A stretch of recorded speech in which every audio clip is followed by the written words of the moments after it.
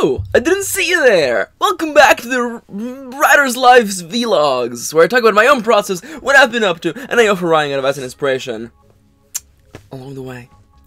Not the best opening, but you know what? That's fine. Hey there! If you're new to my stuff, my name is Max, also known as MKaren, and these are my Sunday videos where I let you know about what I've been doing, what I've been writing, what I've been working on, and then I tackle a viewer question, topic, or subject. Today we're going to be talking about work ethic and how to push through and finish projects. But before I go on and I let you know anything else, let's talk about my week. What have I been doing since the last time we talked? I did a lot of writing this week. This current project of mine is going along pretty well, and aside from that, and aside from the fact that on the 26th of January, Monster Hunter World will be released, and I probably will spend the entire day, or have already spent the entire day playing that video game. Aside from the joy that brings me to finally see that game when I go to console and it will actually be playable and not hurt your hands, I remember the PSP days. The PSP, ahead of its time. Comfortable to play games? Not so much. But you know what? That's video game talk. Let's talk instead about something else. Notebooks! So, Kitty and I purchased these notebooks at Costco. They are Cahier? Cahier? It's probably a French word I'm mispronouncing. I thought they were cashier notebooks because I put an S in there because of my dyslexia. And we got them at Costco, and it was a packet of like... Well, I mean, I can literally see them. It's a packet of 6 of these guys, which each is 120 pages. A packet of 6 of these guys, and they're moleskins too, for 15 bucks at Costco. I am gonna keep my eyes out to grab that deal again, because these books are good, they're great, and I finished this little guy. Now, this little guy right here, Justicia, which of course you gotta name your notebooks. I don't know what kind of silly person out there doesn't name and decorate their notebooks. Come on, life is too short to save all those stickers. If you take anything from me, life is too short to save all those stickers. Put those stickers right where they belong. And for me, it's notebooks. This is Justicia. This is the notebook that I wrote Masks of Glass on. Like, you can almost see it. I don't know if you can see it on the pages, but there's literally like 3 dividers here. One is for all of Masks of Glass, which is literally this chunk. It's actually a pretty short story. Masks of Glass, a chunk of a story that I started, and then I realized it was going to be too long, and I stopped. And then the remainder is the story that I'm currently working on. These pages are huge. When I ended up doing the math, they are about 450 to 500 words, which means that each page of these is 2 pages of finalized writing, which was good for kind of keeping a mental image of how long this story would be. And like half of this book is like just the new story that I'm working on, so a lot of pages, a lot of writing, a lot of fun. It's been a fun story, and the other thing that I've really enjoyed about using these small notebooks is kind of like the rite of passage of like this book is complete. Like, this book is entirely filled with my words and my ideas, and that's really exciting. I used to be the kind of person who never wrote by hand. And by that hand, never actually completed an entire notebook. And this is, I mean, I've done this before, I did it last year. But, like, it feels so new, so good, so nice to just, the entirety of this book is filled with my words and my ideas. And I don't know if you can see it, it's probably a terrible shot.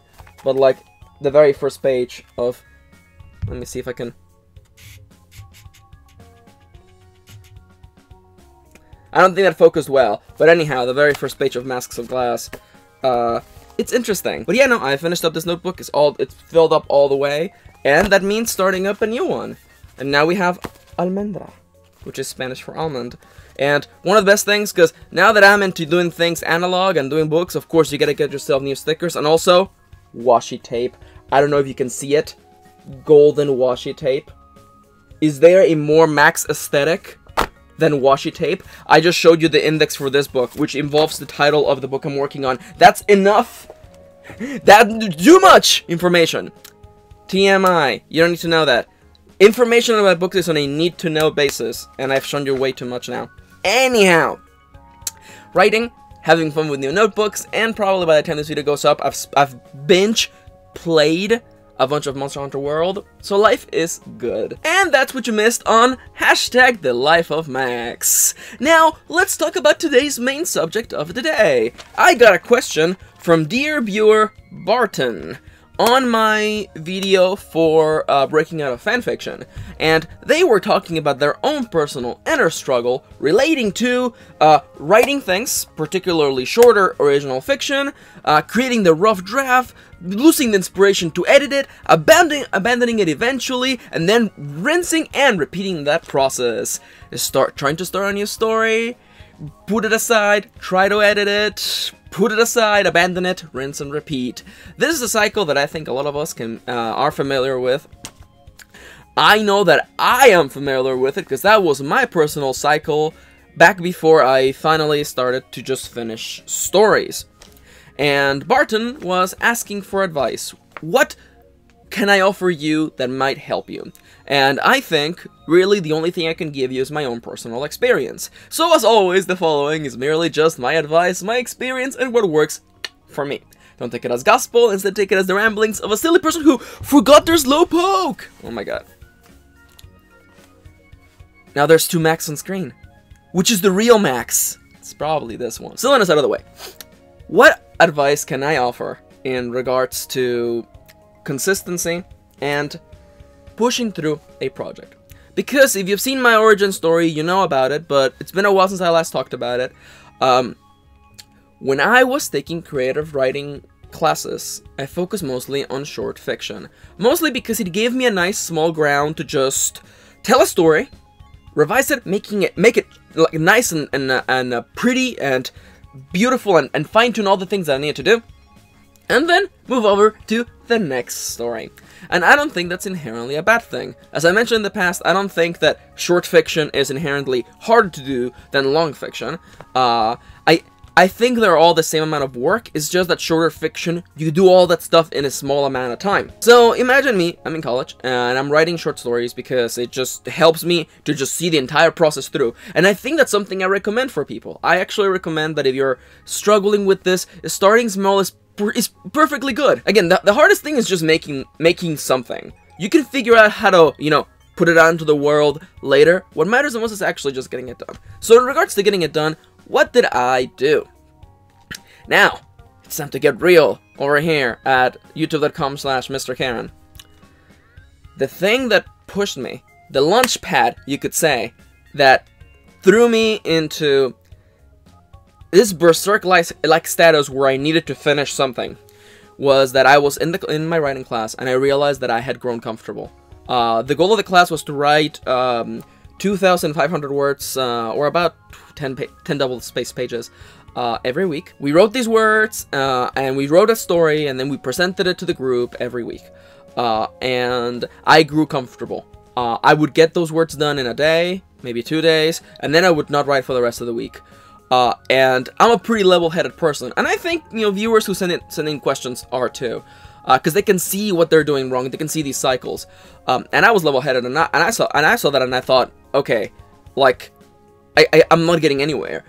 I'm pushing this story 2,500 words a week, when I could be doing more. And this kind of feeling fell in with a lot of other emotions I was feeling at the time. Feelings of, especially, you know, working at a place I didn't like, 12 hours a day, 6 days a week, and that was not a good time. Not a good time.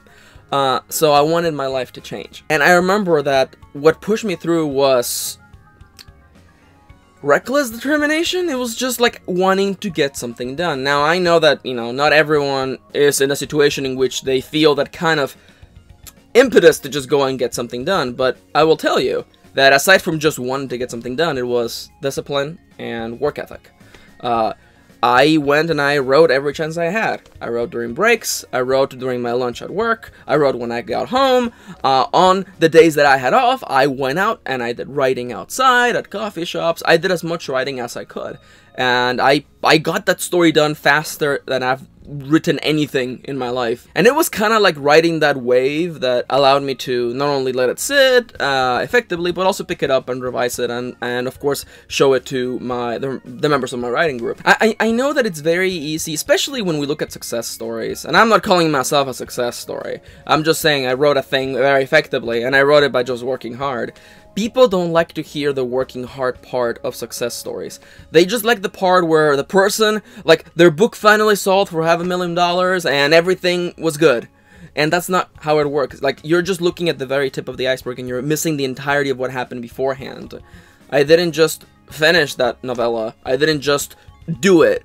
It was about 2 weeks of writing and 2 weeks of discipline of just, this is the time to write, sit down, and get writing done. I'm gonna say something controversial. Okay? People think that the key to creative work is talent, and that talent is what makes things great. And it may be, I don't know, I don't have any talent, but what I know is that consistency and discipline finishes things. The consistency of showing up and doing the thing you're gonna do, and having the discipline to continue to do that in spite of our own fears and our own worries, to show up at the blank page and get words done. Put our images in our mind, the words of the characters, their actions, and the consequences of those actions onto the page. That right there is a miracle of writing. And it's a lot of hard work. And people don't like to hear that. Because in our hearts, we want this fantasy of just one day, you're gonna write the book, and then it's all gonna be great. But it's a lot of work. I mean, and it might be great, but it's a lot of work, though. The thing that I want you to take from it is that it's not magic, it's not... You don't have to be special or talented, whatever that may mean.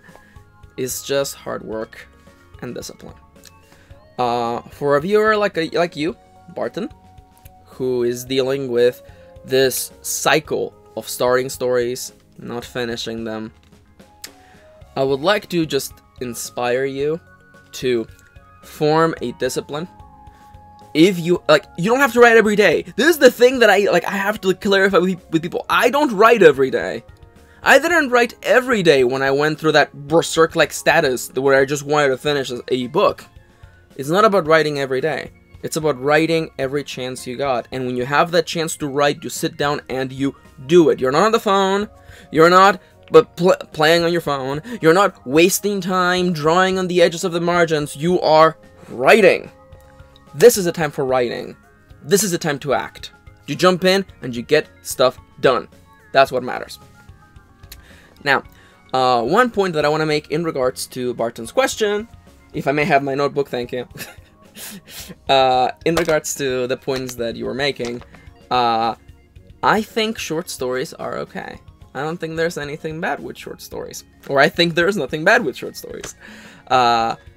It has always been my belief that stories are different. Each story is different, and more often than not, we don't know where they're gonna go. And if you try to wrangle the story to be a particular thing, you're gonna have a bad time. Because stories don't like to be wrangled.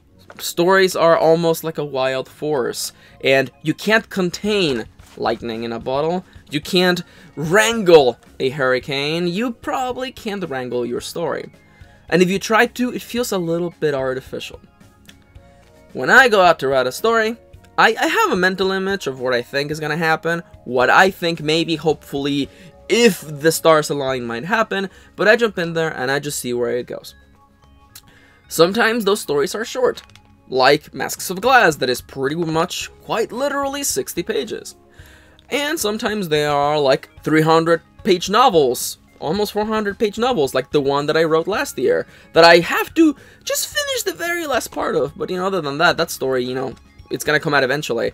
I'm just mostly worried about it taking me months to edit, because it is 400 pages. There is no in between. But you never know, though. And you can't just be like, this is a 250-page story. You don't know that. You don't know what's gonna happen. We just take life a day at a time, and writing one writing session at a time. The things that help me push through and to stay consistent is to think about my story in the chances that I have downtime, and also consuming media that inspires me in that particular regard. I'm writing a very specific kind of story, And to stay excited and interested, I'm listening to music that evokes that feeling, I'm reading books that evoke that feeling, and I'm playing games that evoke that feeling. I've had a chance, especially thanks to things like PS Plus, where I'm like, oh, free game of the month! That's the game I wanted to play, but it's not the right theme. I don't want to start thinking about war settings and Cyberpunk again. I can't think about Cyberpunk right now. Right now, it's feudal Japan, and that's all that matters. Right now, in this house, we only play, read, and watch things set in feudal Japan. This is life right now for me, and that's okay. It helps me stay focused, and I would recommend you, because I think, like, especially for longer projects and people who don't have as much time to write, losing momentum and losing focus is like the thing that is going to kill the project. So what helps me is to write as much as I can, to get that thing done as fast as I can, and to stay in the mood by consuming media that evokes that same feeling. And also music. Having a musical playlist that reminds you of those characters. Listen, the best exercise I can tell you is to look through anime opening themes, find the one that evokes the feeling of your particular story, and just imagine the anime opening for your story. That's what I do on my walk to whatever coffee shop I'm working at, when I'm going out for my own walk, in the mornings when I'm hyping myself up. Yes. Imagine the opening theme. Imagine the characters doing the anime character things, running across the screen, walking past each other. Amelia knows that one. You know, those cool moments. Because your story is cool, and it is fun, and it is exciting, and it is hype. And you're gonna finish that. Day by day, word by word, session by session, page by page, we get it done. And that's all that matters. You're never gonna wake up one day and that book's gonna be finished. That doesn't happen. No one writes a book overnight. No one writes a full book overnight. Books get finished through consistency, hard work, and dedication. And the best part is that anyone can do those things. Because pretty much every single craft, every single skill requires hard work, consistency, and dedication. And that's about it for today. I hope that this answer helped, and I hope that if anything I gave you another point of view. It was a bit of a big question, and hopefully I got to the very core of it. Hard work, consistency, discipline. Just sit down, and when you have that time, dedicate that time to it fully. And in the in-between times, hype yourself up with the things that excite you by consuming the media that reminds you of that particular work or thing you're working on, and of course, anime opening things because they are the hypest thing I know. Now, I want to remind you as always that if you have a question, please leave it in the comments down below. I will get back to you eventually. I mean, I get a lot of questions, but I do try to make it a point to reply to everybody. Additional to that, I want to let you know that I have a Twitter account where you can follow me for inspiration and writing jokes and whatever is going on in hashtag the life of Max. Additional to that, I want to let you know that this show is funded in part by Patreon! Patreon is the #1 place where you can go and pledge a little bit of your money and get cool perks in return. Do you like my videos? How about watching them a whole week before they go up on YouTube? How about watching my workshop a whole month before it goes up on YouTube? You can get that from just $1. $1 a month on Patreon is all you need to get to watch my videos in advance. And I think that's pretty cool. But if you pledge a little bit more, you can get a shout out like the following people. Thank you so much for your support. You're making this happen, and it means the world to me. Thank you so much to every single one of you. And now, a really quick second to talk about something. I don't know if you know, but YouTube is making some changes to monetization starting on the 20th of February, and that doesn't affect this channel. That change is that channels with less than 1,000 subscribers no longer can monetize their videos or make money off of the monetization on their videos, and that doesn't affect me. But it does affect Dango Duo, which is the other channel that I run with Kitty, the most awesome person in my life, who I love and who I love playing games with. And we are unlikely to make it to 1 subs before February, but I wanted to remind you that if you keep hearing me talking about it and you're interested in just getting more Max in your life every single day, watching me review anime with Kitty, do reactions, as well as Let's Play stuffs every single day, then consider going to Dango Duo. It's a silly channel, completely casual. You get Max, uncensored, unfiltered, just making dumb jokes left and right, and Kitty, of course, with her amazing brand of comedy that I just very much adore. If you're interested, youtube.com/Dango Duo for silliness, just silliness. One last thing. If you're like Max, where do I even start? Because there's over 500 Anguduo videos. Life is Strange. We have a completed Let's Play of Life is Strange, which is time shenanigans with lesbians, and let me tell you something. That LP goes places. That LP, that Let's Play goes places, and I had a lot of fun playing that, because Kitty knew everything, and I knew nothing. So, it was fun. But anyhow, I've taken enough of your time. Thank you so much for tagging along. Thank you so much for spending a little bit of your day with me, and I hope that you go out there, you get lots of work done, and you have lots and lots of fun.